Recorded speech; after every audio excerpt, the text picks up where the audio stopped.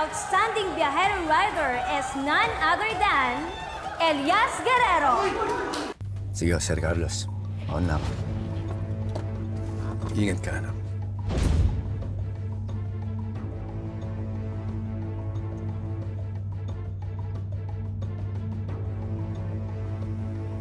Ano yung tinawag niyo sa akin, sir? Ano bang sabi ko? Tinawag niyo ko kasi akong anak.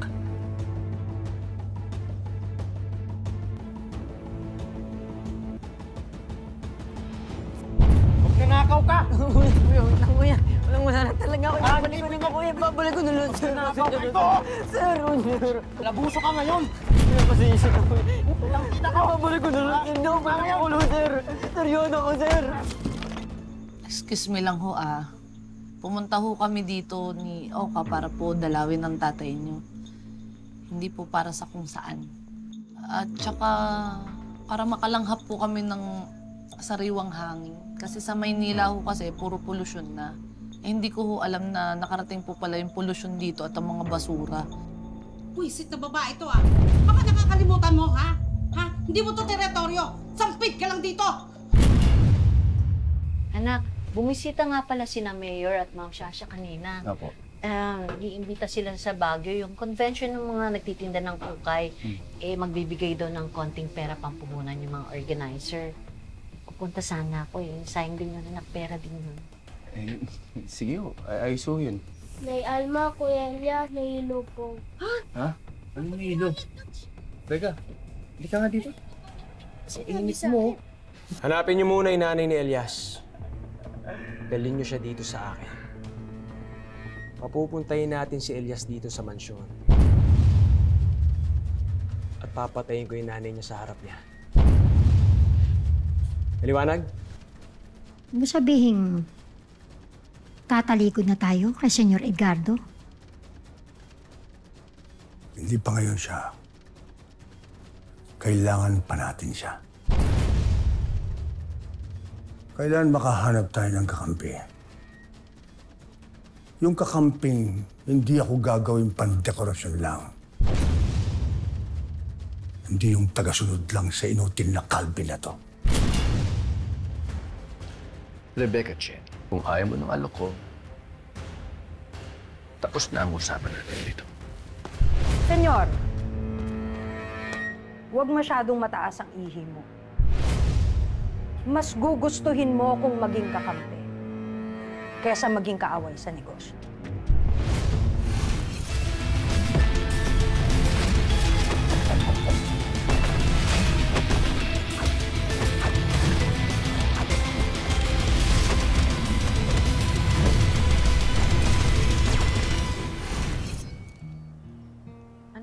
Dadaling ko na sa health center si Bunjoy, ha?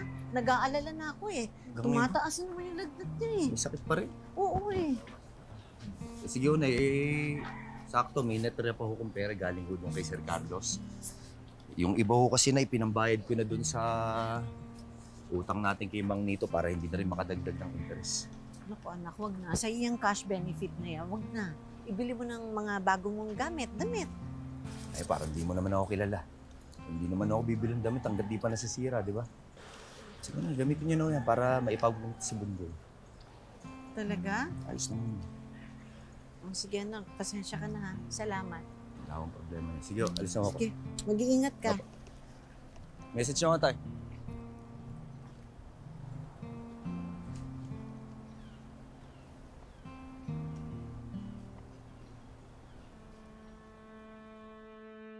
Bakit ho, Chang? Ano po nangyari kay baby? Sabi kasi ng doktor, mahina ang pintig ng puso niya. Kaya kailangan daw siyang maoperahan sa puso.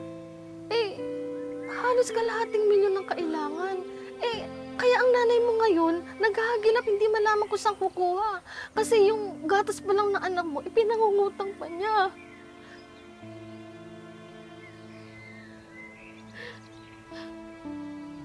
Chang, hindi ko na din alam gagawin ko Parang awa niyo na, tulungan niyo na kami Manganak na po girlfriend ko Itinawag ko na ho sa management. Kailangan nga muna mag-down payment. Mamula lang po talaga kaming pera ngayon, pero magbabayad po kami, pangako.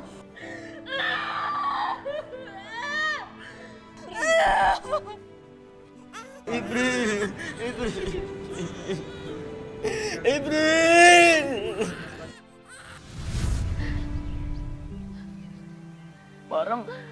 Parang kaparusahan to sa lahat ng kasalanan ginawa ko.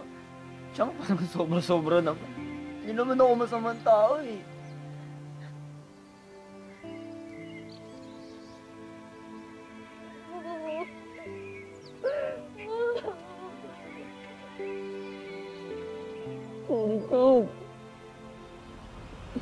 Sorry, Coach.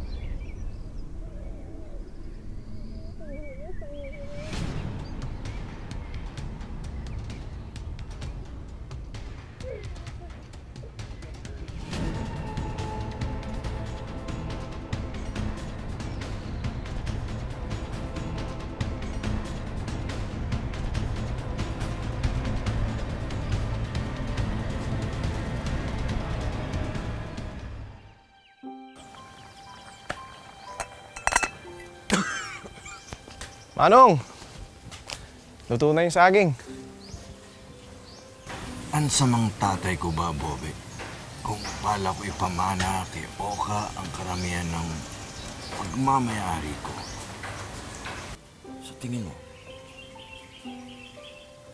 Ibig sabihin, Manong, hindi nagkamali si Glenda at Melchor na hindi pantay yung papamana mo sa mga anak mo? Tinutumbasan ko lang naman ang kung anong pagmamahal ang pinakita nila sa akin. Buong buhay ko, ako ang nagpakapagod para makamit kung ano yung meron ko ngayon. Akala ko nga mamamatay ako na wala akong ni singkong duling. Sa haba ng panahon, si Oka lang naman ang nakasama ko. Ngayon lang naman nagpakita yan si Glenda at si Melchor nung inaward sa akin ng gobyerno ang mga lupain ito. Hindi kita masisisi, Manong. Gusto ko lang naman matamasa ni Oka ang lahat ng ipinagkait sa kanya ng mga kapatid niya. Hindi nila tinulungan yan makatapos. Kaya ngayon, kapag nawala ako, gusto ko meron siyang sariling lupa kung saan niya ititira ang pamilya niya. Kaya ikaw, hindi ka naman mawawala, di ba? Ikaw ang mag-aalaga kay Oka. Huwag kang magsalita ng ganyan, Manong. Maraming panahon pang pagsasamahan niyo ni Oka. Tsaka, aantayin ko pa yung apo niyo sa kanila ni Pretty, di ba? Sana nga mahintay ko, Bobet. Sana nga. Manong naman, gutom lang yan. Ayusin ko yung pagkain mo, ha?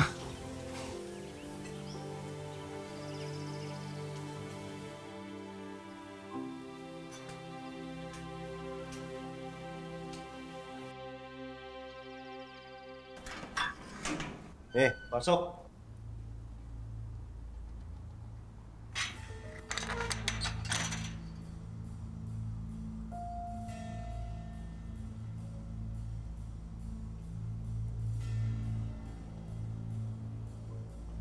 Nakaw ka lang ng gatas para sa anak mo, kulong ka kaagad. Samantala, ang gobyerno natin, milyones ang ninanakaw sa atin. Hindi naman nakukulong, no? Paano ang piyansa mo niyan? Hindi ko nga po alam eh. Gusto mo, sama ka sa racket namin. Kailangan ko yung katulad mo eh. Kami na bahala sa piyansa mo. Kailangan ko yung mga itsurang inosente para di paghihinalaan. Anong racket ba yan? One time, big time lang to, Jamboy. Pagtapos nito, hindi ka na ulit makakaramdam ng paghihirap. Tsaka, yung anak mo, mapapa-opera mo na yung puso. Eh ano bang gagawin sa racket na yan? Mga hostage tayo ng bus papunta sa Baguio. Ang sakay nun, si Mayor at si Vice. Kasama nila yung mga nagtitinda ng ukay-ukay. Milyon-milyon yung hihingi nating ransom sa gobyerno para sa kanila. Doon tayo maghahati-hati. Ano?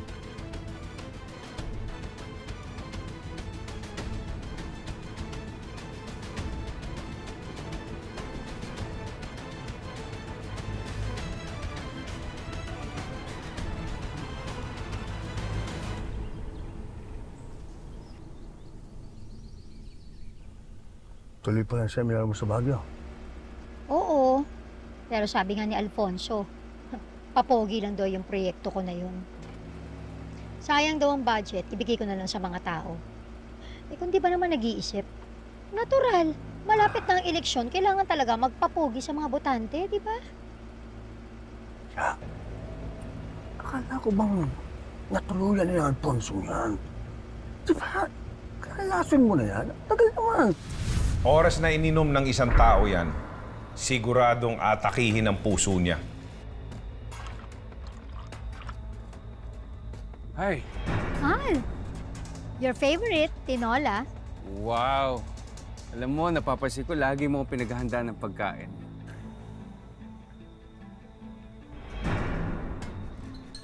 Mahal. Oh, hi. Nandiyan ka pala. Alam ko naman pagod ka eh, kaya ito, tinimplahan na kita ng kape. Okay, Salamat, naman mo na ha? kagad yan. Ay.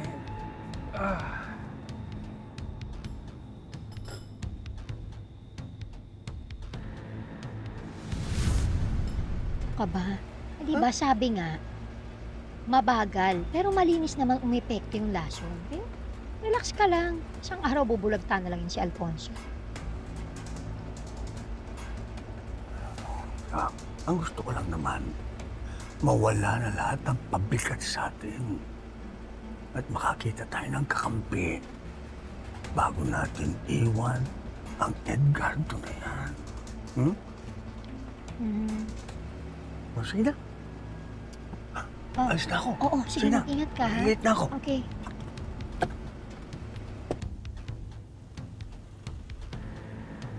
Sige na. Tara!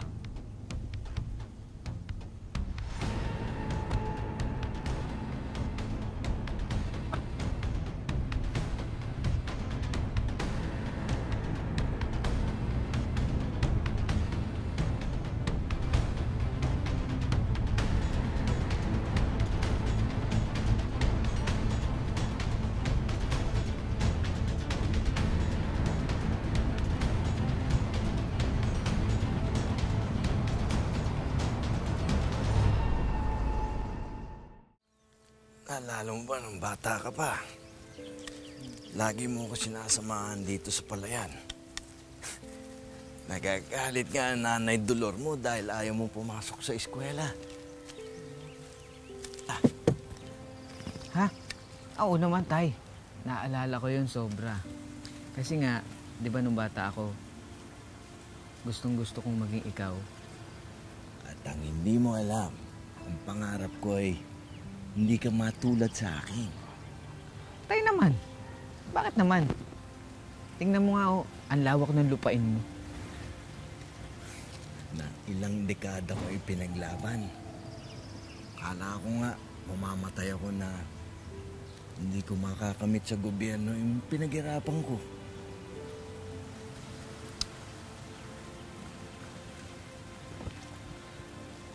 Tay, pasensya ka na. Hindi naman ako katulad ni Ate Glenda tsaka ni Kuya Melchor na matayog yung buhay. Maayos na. Natupad yung mga pangarap. At ikaw naman ang pinakamayaman dito. At malay mo, yung swerteng hinihintay mo.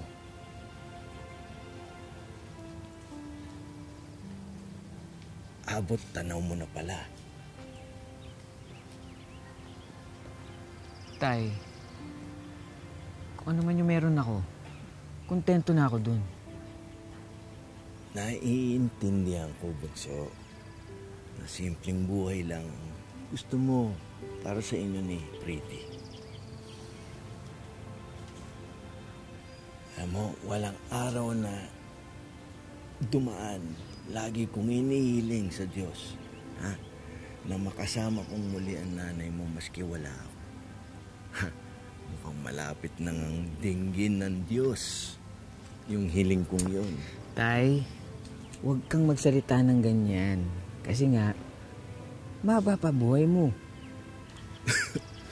Mahaba man o maikli, Roka. handa na ako. Yang ate't kuya mo, kaya na nila ang sarili nila. At ikaw, masaya ako na alam kong marami nagmamahal sa'yo, lalong-lalo na ang asawa mo.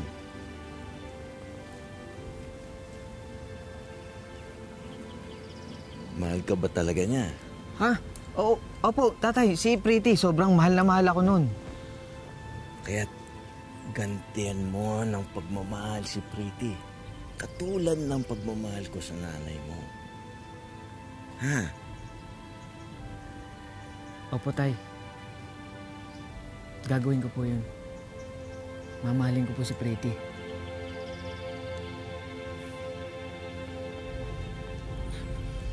Tay? Tay, mainit ka. Tay! Paano hindi iinit? Eh, mainit tong baga sa likod ko. Alisin mo na nga ako dito. Tara na nga. Halika. Uy, inin na ba yan? O pagkainin, kumain na tayo.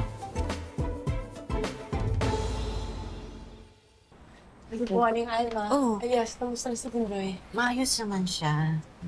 Alian mo kung may kailangan po kayo, ha? Huwag po kayong mahiya. Meron pa naman po akong naipon eh. Galing nun sila panalunan ko ng pageant. Ay, tira pa naman po. Kumpanya, maraming salamat. Kaya pa naman. Nay, sigurado ka ba talagang ayos lang sa'yo maiwan bukas? Hindi ko naman pwedeng iwanan si Bunjoy.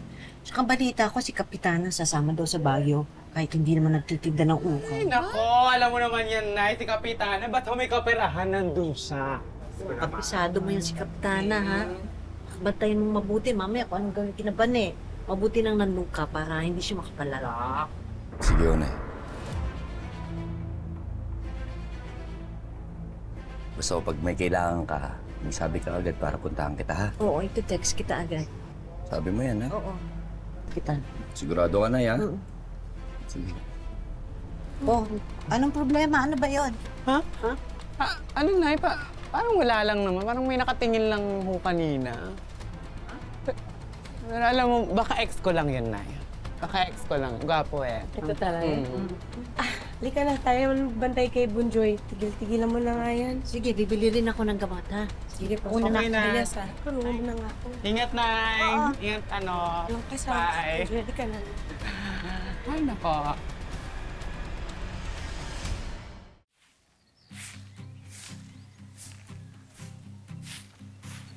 Ay, Uy, magsisiga ka dito, Kuya Bobet.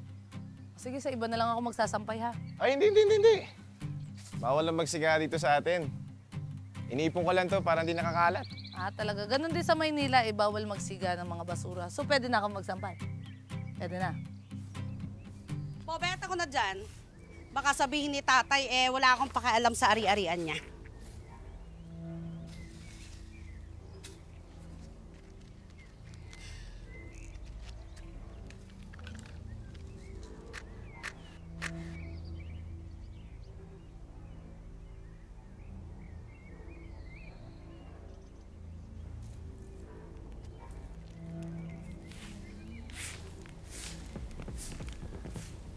Ay! Teka lang muna.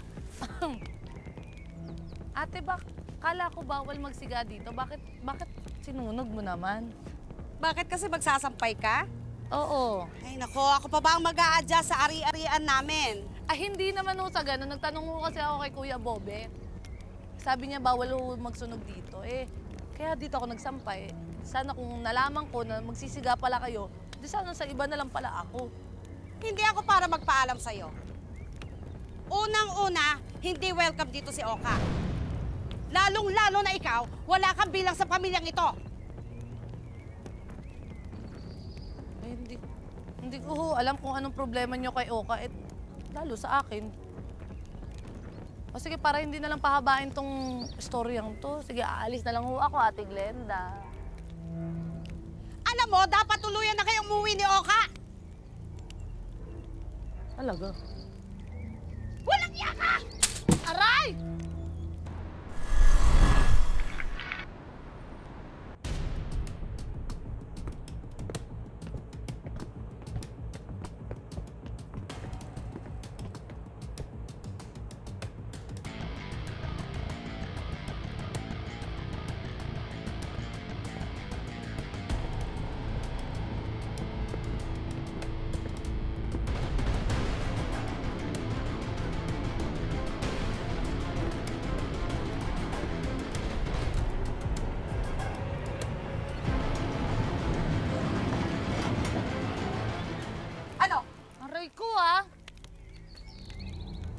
aray ko!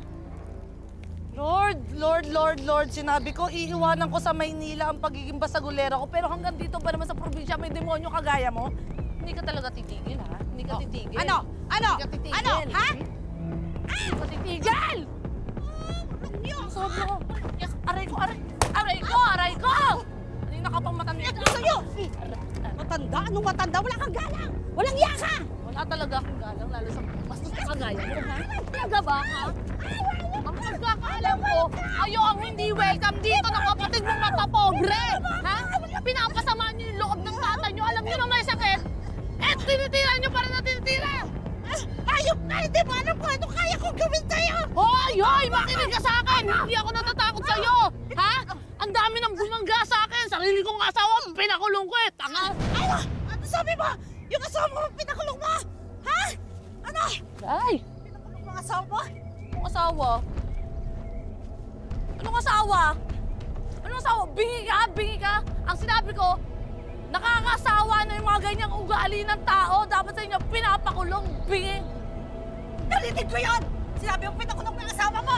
Bingi ka! Ha? Ikaw yung bingi. Ito nga, saan? Ayop ka! Dapat sa'yo, ganyan! Tanda, kanina talaga. Bubugbugin ka. Ate! Ayan! Tama na, Glenda! Yan, yung anak niyo ho, yung sawayin niyo, inaano ako, hindi ko namang... Ikaw una na naman, di ba? Hoy, ikaw yun! Bingi ka pa, bingi yun! Hindi yung anong niya, ang kate at... Pasok mo na sa loob ang asawa mo. Ano, Tay? Sila na naman ang kakampihan nyo? Oo nga, Tay! Tay, anak mo rin ako! Ayaw mo makinig sa akin! Ayaw mo makinig yung dalawa na yan! Mabait lang yan pag nakaharap kayo, pero pag nakatalikod kayo, lumalabas sa tunay na kulay nila! Mga demonyo yan! Ay, sinungaling ka! Sinungaling! Tay! Tay! Tay! Tay! Tay! Tay! Tay! Tay!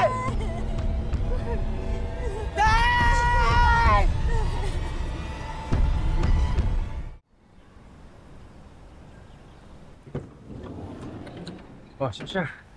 Halika na, malapit na dumating yung bus. Kasama natin si Vice at saka yung mga inimbita natin sa convention.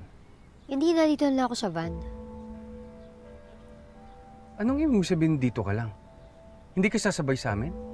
Hindi ako makikipagsiksikan pa doon. Buti sana kung hindi mga dugyot at mababaho yung mga tao doon. Huwag ka magsalita ng ganyan. Wala ka ba talagang puso, Sasha? Hindi na nga, dito na lang ako sa van. Magkita na lang tayo sa venue. Vice, let's go.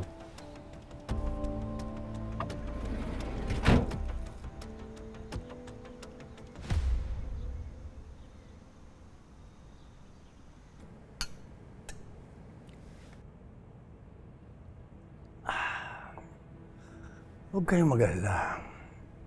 Mapapagkatiwalaan niyo ako, Rebecca Cheng. Matagal ka ng parte ng Golden Scorpion. Paano naman kami maniniwala sa'yo? Ay, pareho tayo ng gusto, di ba? Para pabaksakin si Edgardo Magallanes.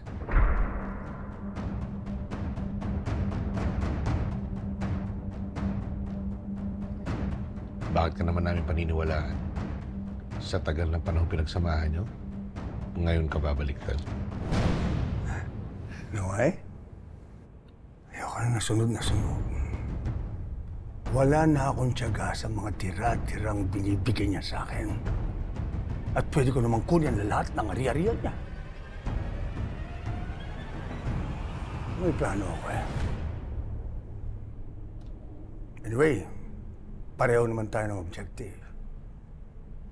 Pabaksakin si Edgardo Magallanes, hindi ba? Bakit di tayo magtulungan?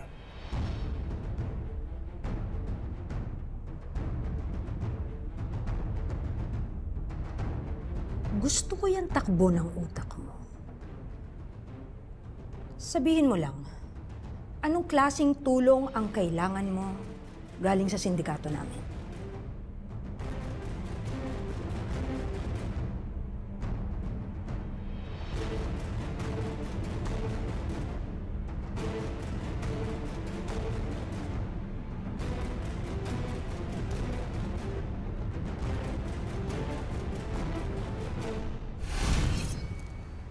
Nakabang na sila utang. Tatambangan ng mga bata natin ang mga convoy ni Mayor. Tayo naman nagkilos dito sa bus. Opo! Opo! Walang kikilos! Walang kikilos! Aming Alma! Ano? Yung bus po na sinasakyan nila Kuya Elias na hostage! Ano?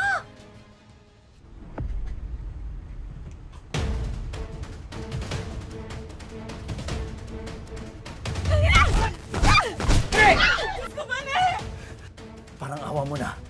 Kailangan mo pakawalan dito kundi mamatay silang lahat. Kailangan kong may gawin. Kailangan ko silang iligtas. Nakikiusap ako sa'yo, bata. Pakawalan mo ako. Mukhang tama yung impormasyon sa atin ni Senator William. Mukhang may tinatapos na kontrata to si Edgardo bago bumalik ng Maynila. Anya, tapusin mo na yan. Dito na ililibing mo si Edgardo.